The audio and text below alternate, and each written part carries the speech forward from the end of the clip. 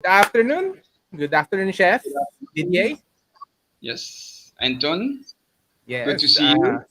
Yes. Good to see you, and good afternoon to all the people watching live, and most especially watching on the replay. We have a very special guest as part of the Goût de France, celebration this week. About to end by the end of this week, and quite interesting talking to French chef Didier Derouet about Mhm. his story and his type of food. Especially during this pandemic, a lot of people are also looking for French cuisine for home celebrations. Actually, so it's kind of we wanted to know about your type of food. So if you guys are interested, please join us in our discussion. Please like and subscribe our Awesome Planet and share this video. My name is Anton Diaz, founder of our Awesome Planet. We're awesome live with Chef Didier Derouet. Can you Welcome, everyone. do a short film?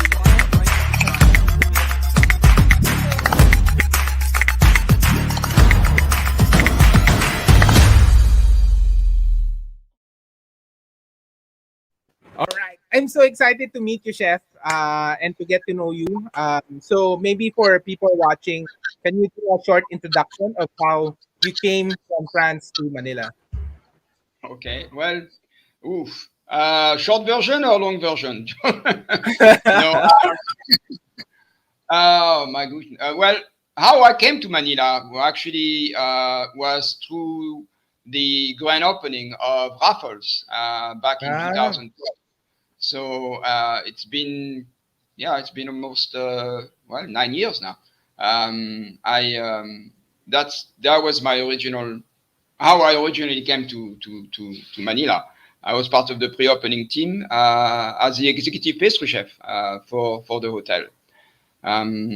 Following the opening of and of course not just the opening but my stay with Raffles, I also later on was the opening also executive pastry chef for Novotel in oh, Araneta. Uh-huh. So that was basically these were the two hotels for which I worked in Manila. okay. Um, Now prior to working in the Philippines, I've had quite a long career in the United States. I started my career in France, my apprenticeship at the age of 14, and Wow. yes, quite young. Really, that's very hard work for about 3 years. It wasn't anything like what people know today. The apprenticeship back in my days, and it makes me sound so old. Not so much was in there wasn't so much schooling involved. It was more hands-on. I mean, I did go to school once a week and every 2 weeks, 2 days a week for more of the other types of curriculum, accounting, basic accounting, and these different types of classes that you need, besides just practical skills, as well as some laboratory, I guess, kitchen uh, work as Kitchen. well in class to sort of evaluate what I was learning on the job. And but by the age of 20, I was already I don't know, I was looking for some new adventure. I ended up picking up a job in Los Angeles with about, I don't know, a handful of words of English, so that was interesting. And very, very, very, very major culture shock. Came back to France for a while after this adventure, and then but I wanted to go back to the US, so it wasn't long until I got another opportunity. This time took me to the Washington D.C. area. I was hired Okay. as a consultant. I was 21, and I was basically there to open a group of cafes, um, bakery, food, etc. Not just bakery, but like small cafes, and as well as a wholesale distribution center. And it was a great experience, but it was only a 1 year contract. And by then, I really wanted to stay. Mm-hmm. So the president of the company had a friend who was working for a hotel group, and they had a position open in Detroit, Michigan. So I ended up moving to Detroit. Stayed in Detroit for about 5 years. I worked for Westin Hotel and also the hotel for which I was hired, Pontchartrain Hotel, which was an independent property.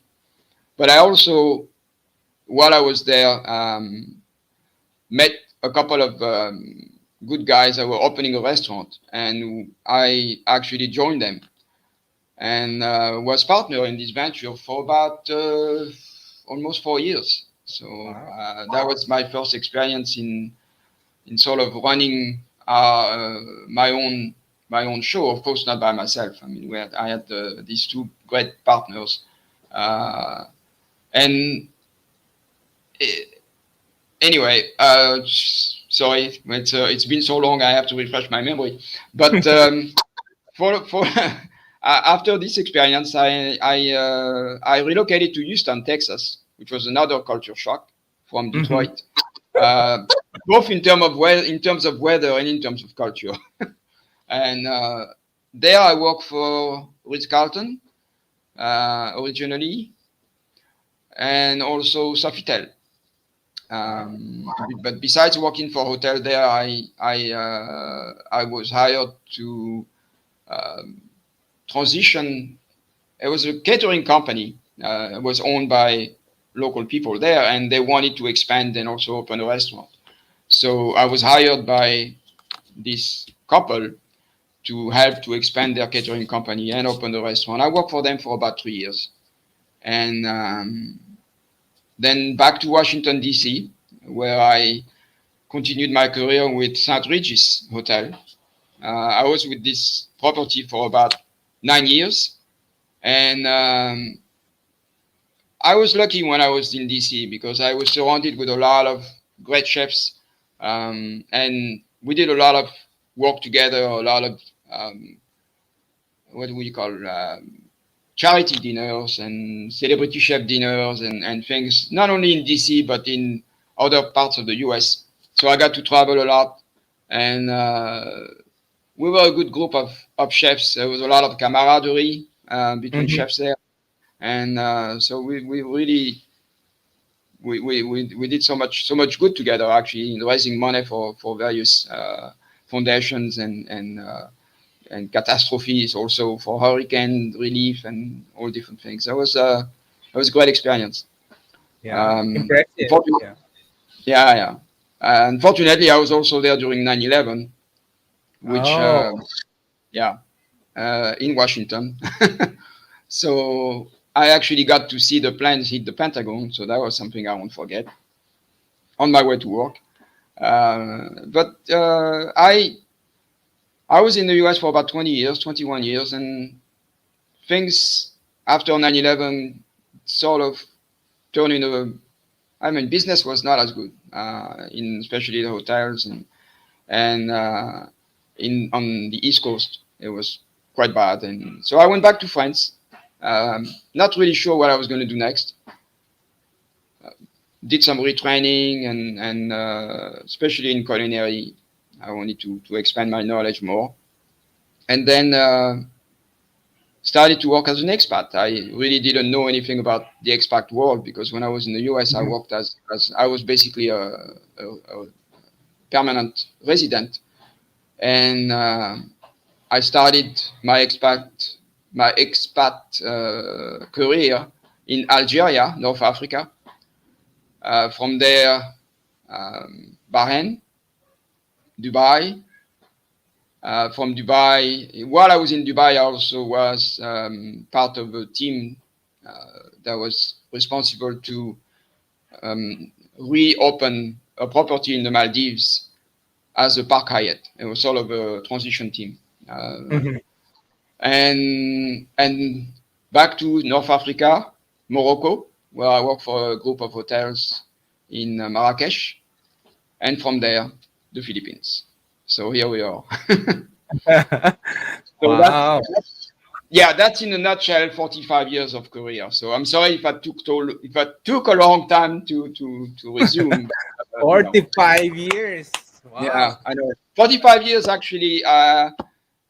In July this year was when I started my career. Yeah, at the age Wow. of Wow. 40. So now Impressive. you're on. So what kept you in Manila? How was your adventure in Manila after Raffles and Novotel? Yeah, actually, yeah. After Raffles and Novotel Novotel. openings back, not back to back. I had a break in between, but still, I was. It's exhausting, doing hotel openings, especially when you start to get later into your career. Your body is not the same. Mm-hmm. And Yeah. so I wanted a little bit of a change, and we actually moved to Baguio, uh, Ah. where I was there for about 4 years. In Baguio, I worked. I did a lot of private dining, Mm-hmm. catering, as well as cooking and baking classes. And this is something I really enjoy doing. I did a lot of workshops Wow. Where, from where did you do it in Baguio? my home. I set it up. I set up a Wow. semi-professional kitchen basically, and did a series of workshops.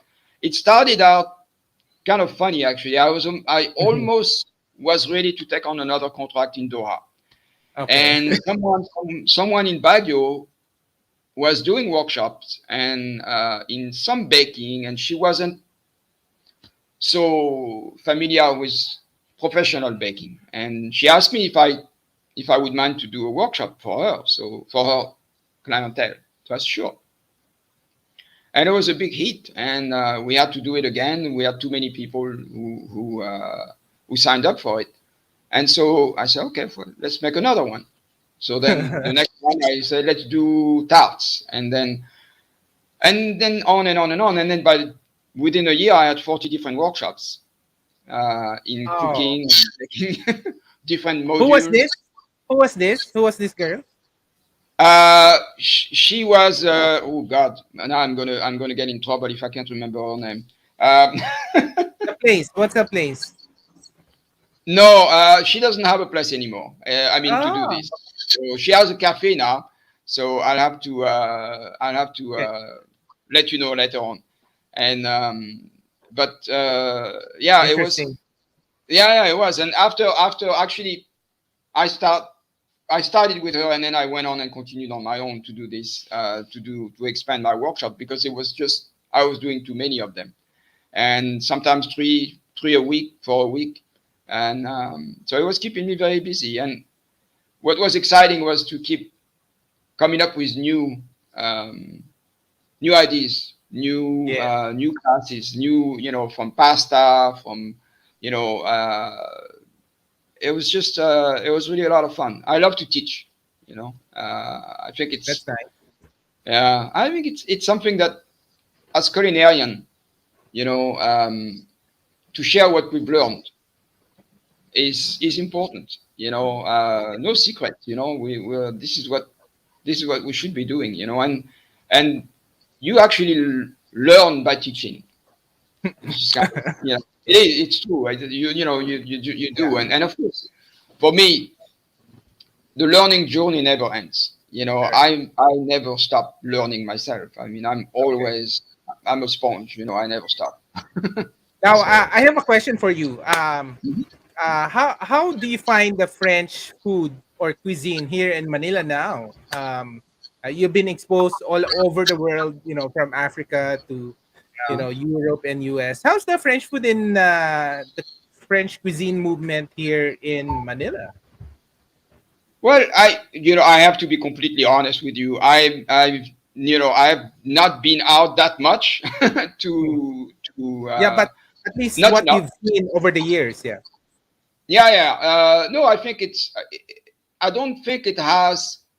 I mean, it's represented well with the chefs that I know who are doing French cuisine. I mean, there are some great. Of course, the first person that comes to my mind is Cyril. Yeah. Sisu Okay. really was one of the first, not the first, but one of the first really incredible French chefs to come here and really make his cuisine his style is really pure French, and it's really, I mean, he's a maître cuisinier, and what he does is incredible. And of course there are other chefs, the chefs that are doing this event this year are really just incredible. I mean, I haven't had the opportunity to meet a lot of them, partially because when I was in the hotel industry, I was so busy working in a hotel, I never had time to really go out much. And then, of course, in Baguio, I was sort of out of the loop. So I'm actually, and now with this COVID quarantine, we've been sort of like hermits, staying inside of our walls, and it's sad, we don't socialize enough. So, um, but the French cuisine, I mean, it's had its ups and down, through the years, and has gone through changes, and for a while, I don't know because I haven't been in Manila that long, but in some of the countries I've been, French cuisine has at sometimes been um, known to be very expensive, very rich, and I think it can be true, but there are so many types of cuisines, French cuisine really is also a very regional cuisine. And this event, what I like about it is it does actually forces you in a way to really look into that, because every Okay. Goût de France features a different region. Every time that we do this event, this time it's Val de Loire.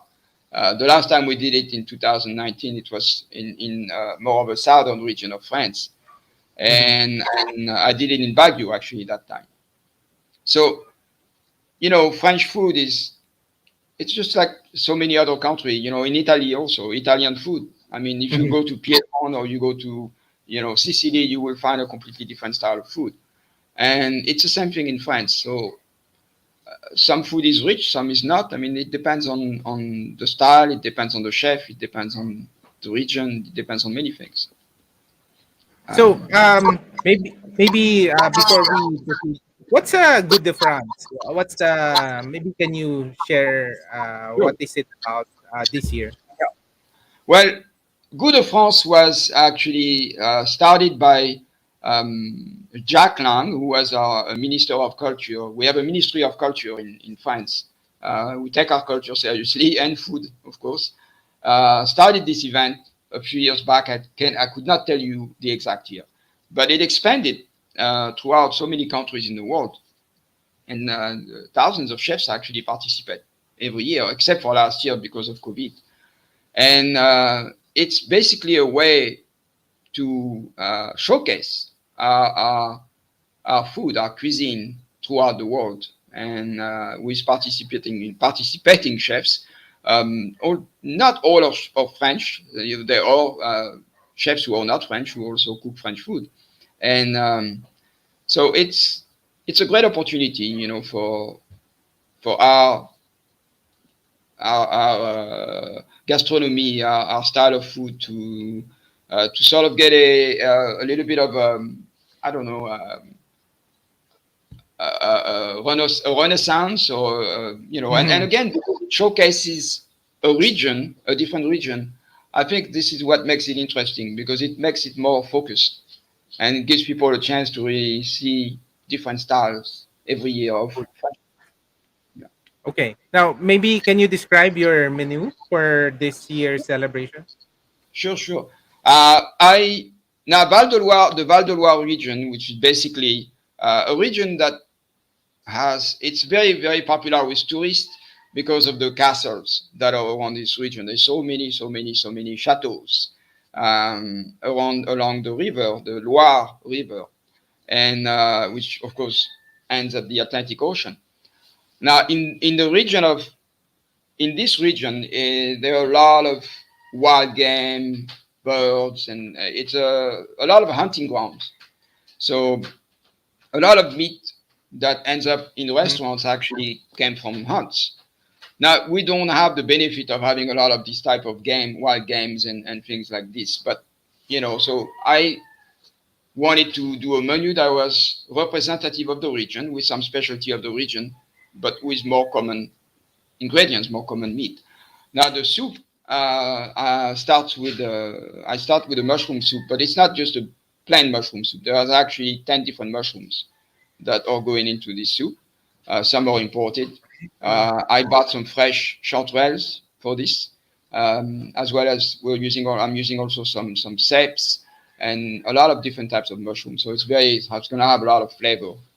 To go along with this soup, I'm also making a special country bread, homemade, with multigrain flour, whole wheat, and other types of flour. It's going to be uh, very hearty, which goes well with this soup.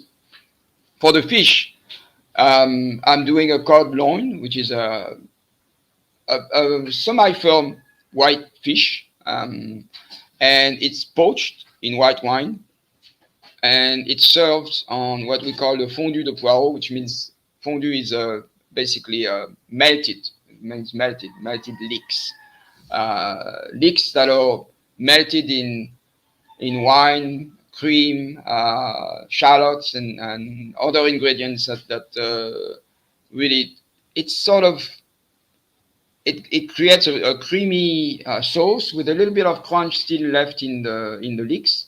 The fish, of course, gets its flavor from what it's poached in. So the poaching liquid, of course, is very important, and it's this is where I'm very particular about the type of wine that I use for this. And we're using a muscadet for poaching the fish, along with some other aromatics, fresh thyme, etc. So that all of that really goes inside the fish. The meat is a typical specialty of the city of Tours, which is in the valley of Loire, the Val de Loire. It's called filet de porc Tourangelle, which is from Tours, basically. It's a roasted pork tenderloin, and it's roasted uh, in butter first and seared first and roasted. But what makes it particular is it's the sauce is made with prunes that are macerated, I should say, in the wine, in the hot wine first to soften them, and then basically give the aroma of the wine and the prunes blending together. And we're using a Chenin Blanc for this, so we're using a very, very high end, very high quality wine for this. No cheap cooking wines in this dinner. Um, yeah. And the sauce is finished with a touch of fresh cream, and the accompaniment is the potato puree. Now, when I when I do potato puree, um, about half of it is cream and butter. So it's very, very. This part will be rich.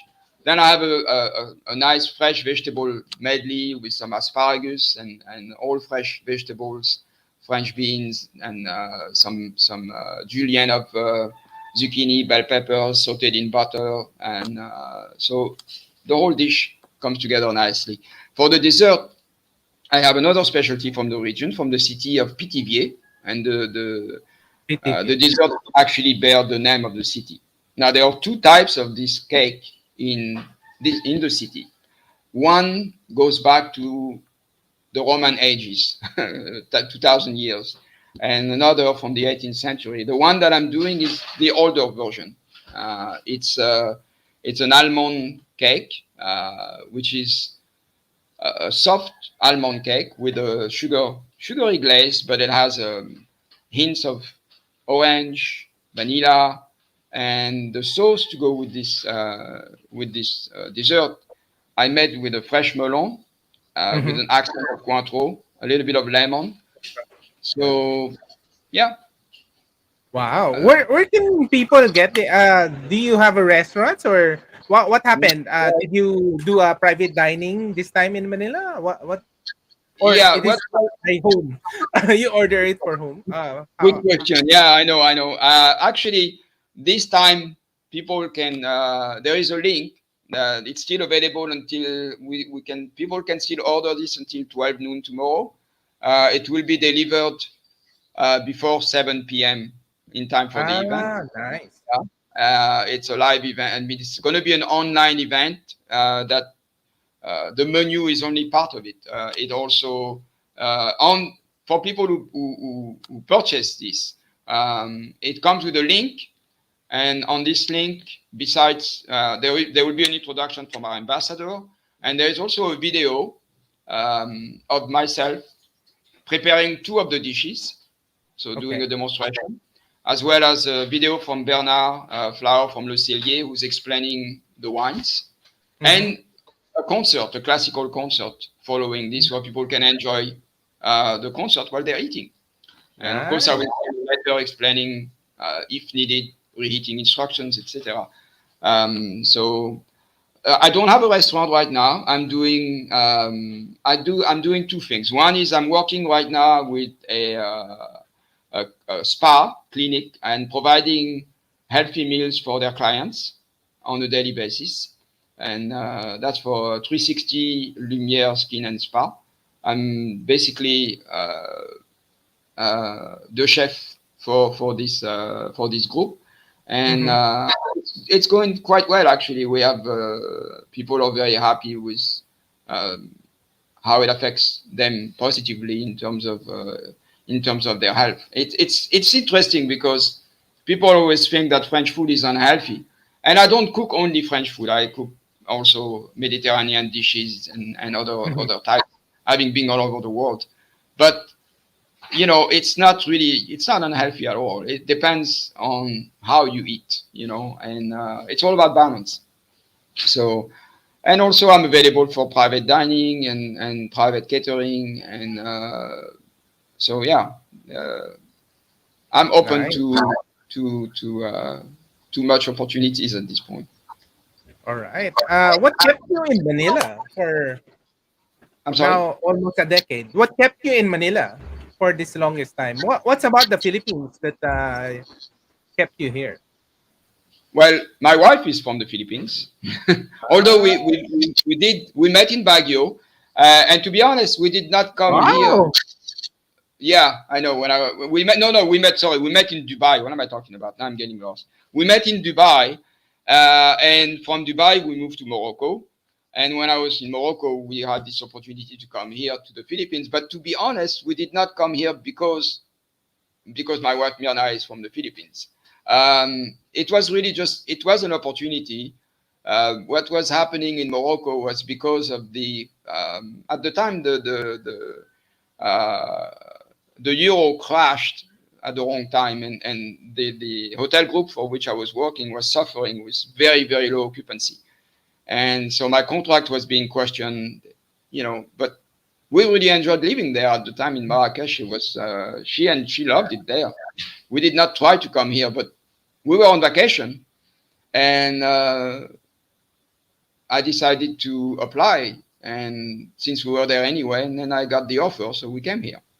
And but now that we're here, we're settled. I've been, I lived on 4 continents. I've been to so many. I've moved.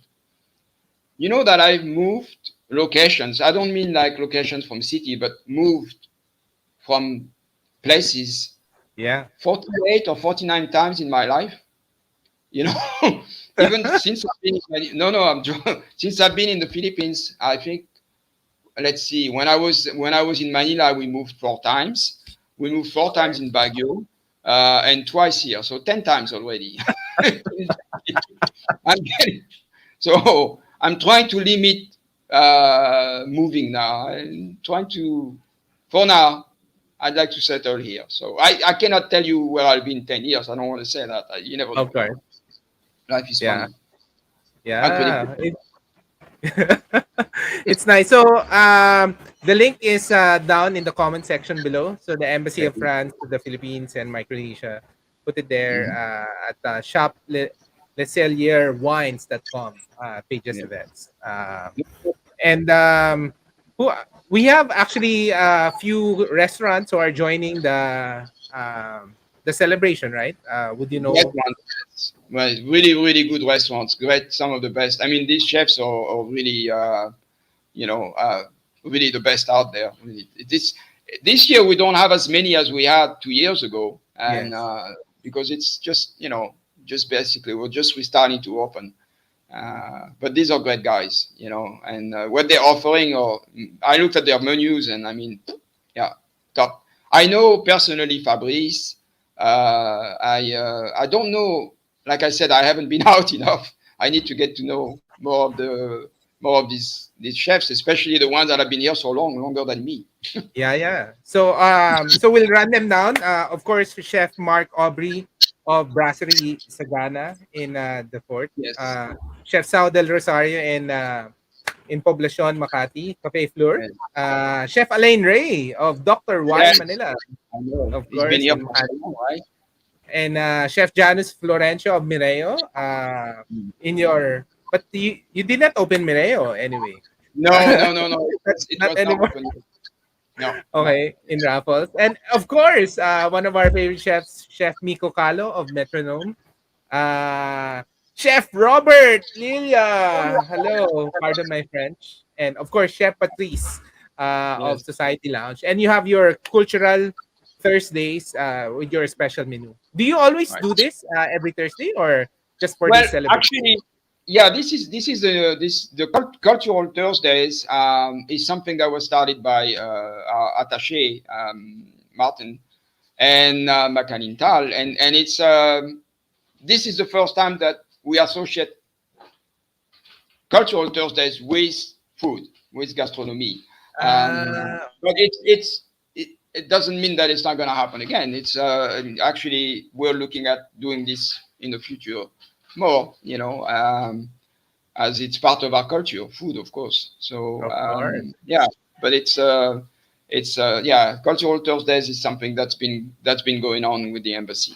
Yes, All and right. yeah, for some of you were mentioning the chefs, and I don't mean I mean they're all amazing guys. I respect all of them, but to note that Chef Ray was well is 2-star Michelin level. So this is something to note for people. Huh? You don't have the opportunity every day to have a meal prepared by someone who has had such a high accolade as a 2-star Michelin. It's not easy to get. That's a really, really high level of recognition. So, chef, Okay. Chef.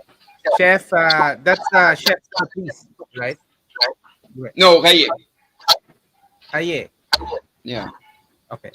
All right. yeah, We have restaurants. 6 restaurants in the Philippines are serving special menus this week.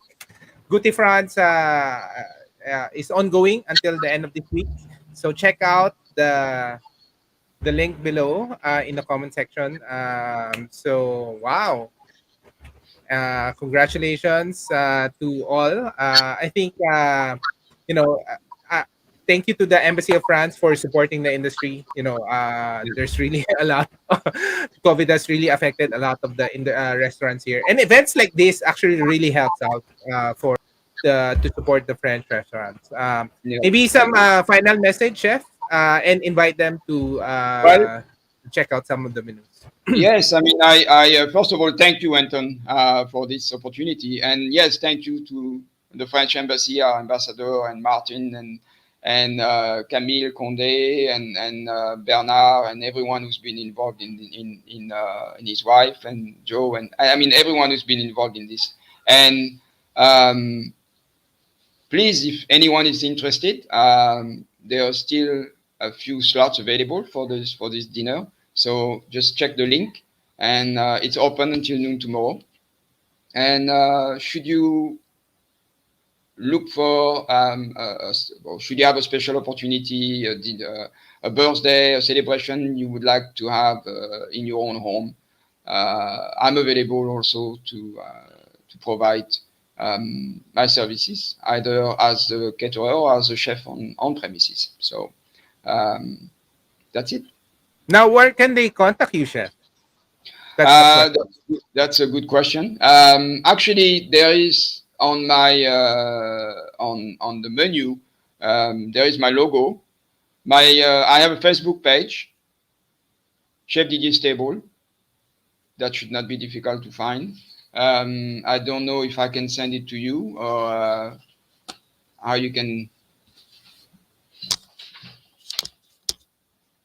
Yeah. Hello.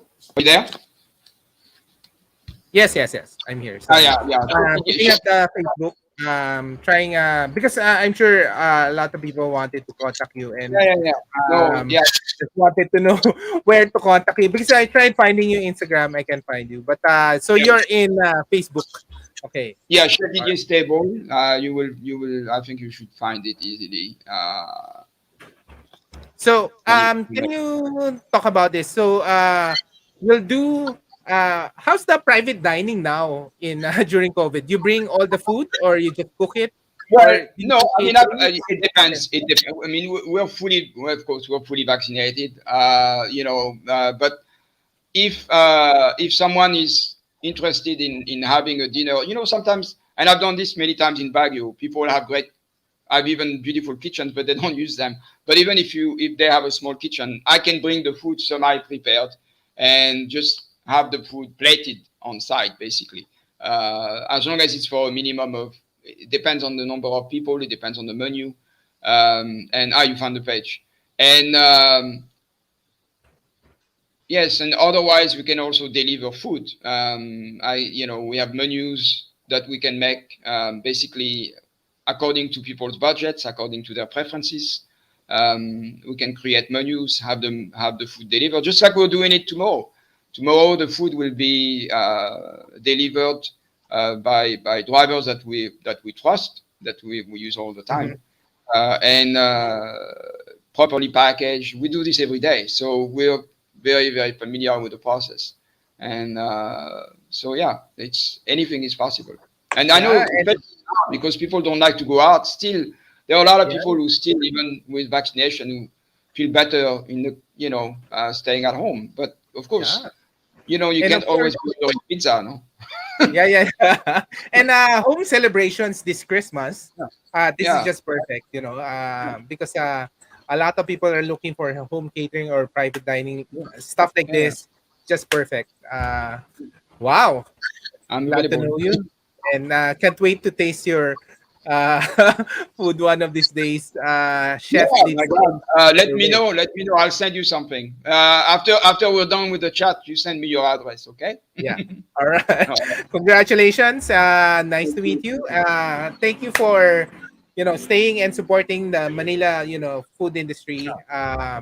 And This is my home now. I love you guys. So maraming salamat, and I do hope a lot more people get to know you and get to taste your food. And I know a lot of people are watching from our friends who are looking for good food yeah, yeah. during this holiday season. All right. All Thank right, you. Anthony. Maraming Thank salamat. you so much. How do you Salamat po. say in French? Thank you. Thank you Merci. and goodbye. Merci. Merci et au revoir. Merci, au revoir. All right, Chef Didier. Take Doorway. care. All right. Thank you. And All please right. support this week. If you're looking for French cuisine, please like and subscribe our awesome planet in Facebook, YouTube, Kumu, and Twitch. So please share this to your family and friends looking for really good French cuisine or food from Chef Didier Doorway. And And maraming salamat again.